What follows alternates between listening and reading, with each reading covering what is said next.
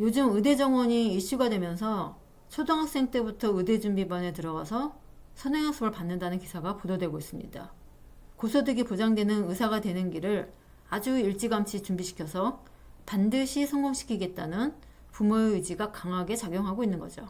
이렇게 의대 광풍이 초등학교부터 몰아치면서 특목고와 자사고에 대한 열기가 다시 뜨거워지는 분위기입니다. 2025년부터 시작하는 고교 학점제를 무력화하고 다시 줄 세우기식의 입시교육으로 퇴행하는 조짐이 나타나고 있습니다. 한마디로 공교육 정상화와 점점 더 거리가 멀어지고 있는 거죠. 이런 분위기에서 유아교육도 선행학습의 문제가 지속해서 제기되고 있습니다.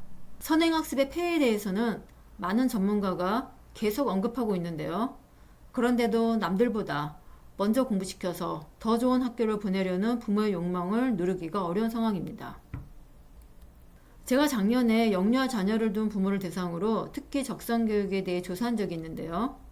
당시 많은 부모가 자녀의 잠재력을 개발하기 위해 특기 적성교육을 시킨다고 응답하였습니다.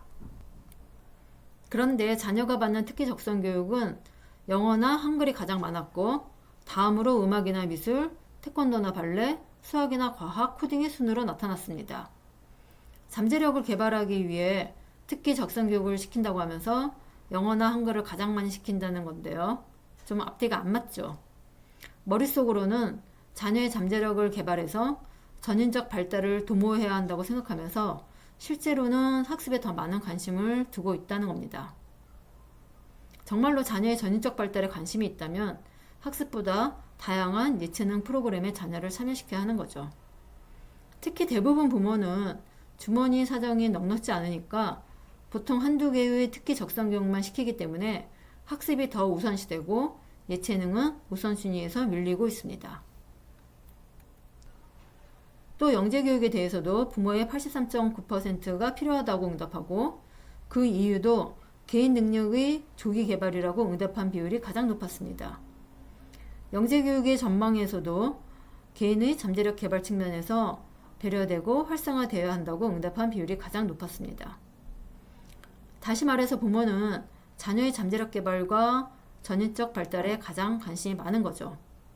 이렇게 머릿속으로는 무엇이 옳은지를 알고 있지만 분위기에 휩쓸려서 학습 위주의 사교육을 시키는 것이 현실입니다. 나름대로 자녀 교육에 대해 뚜렷한 소신이 있다는 부모도 시간이 지나면서 점점 더 불안해지고 내 아이만 뒤처지는 게 아닌가 하는 생각에 사교육을 시키게 되죠. 그래서 어린이집이나 유치원을 고르는 기준도 특기 적성교육을 얼마나 많이 시키느냐가 되고 있습니다. 가정에서는 특기 적성교육을 시키는 게 한계가 있으니까 특기 적성교육을 많이 시킬수록 좋은 기관이라고 생각하는 거죠. 즉 방과후 프로그램이 많으면 많을수록 좋은 기관이라고 생각해서 보내는 것이 현실입니다. 교육의 본질과 점점 더 멀어지고 있는 거죠.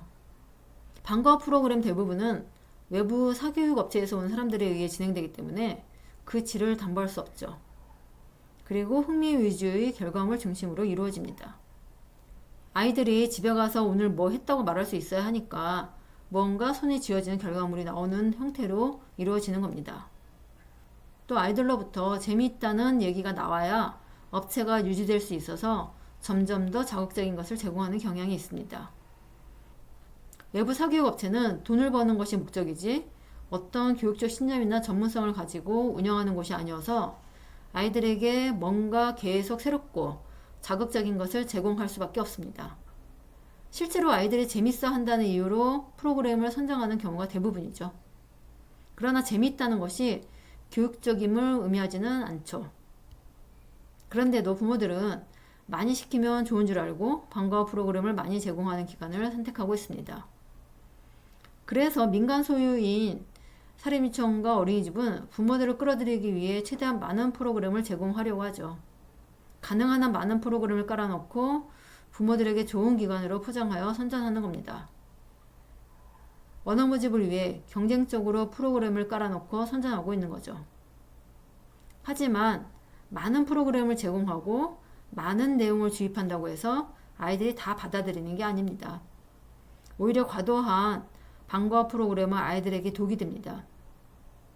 아이들은 스스로 생각하고 계속 반복하고 자기관리를 다시 되돌아보면서 지식을 구성하기 때문에 생각하고 연습하고 되돌아볼 수 있는 시간이 필요합니다.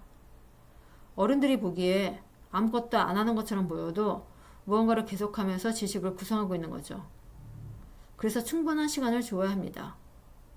지금처럼 아이들을 몰아붙이면 자기 것을 만들 수 있는 시간이 없어서 사실상 어떤 교육적 효과도 나타나지 않게 됩니다. 한마디로 스스로 지식을 구성할 수 없는 거죠. 그래서 과도한 프로그램은 너무나 비교육적이고 아이들의 성장과 발달을 방해하는 겁니다. 교육은 과정 중심이어야 하는데 결과 중심으로 진행되어서 아이들 스스로 지식을 구성하고 내면화할 시간을 허용하지 않기 때문이죠. 하지만 사립유치원과 어린이집은 원어 모집을 위해 경쟁적으로 프로그램을 제공하는 것이 현실입니다. 유아교육 공교육화가 이루어지지 않으면 경쟁적으로 프로그램을 제공하는 행태는 사라지지 않을 겁니다. 지금처럼 민간 소유가 많은 상황에서 경쟁은 사라지지 않을 것이기 때문에 비교육적인 프로그램 제공은 계속될 것입니다. 과도한 경쟁에서 벗어나 진정으로 아이들의 성장과 발달을 위한 교육이 이루어지려면 유아교육 공교육화는 반드시 실현되어야 합니다.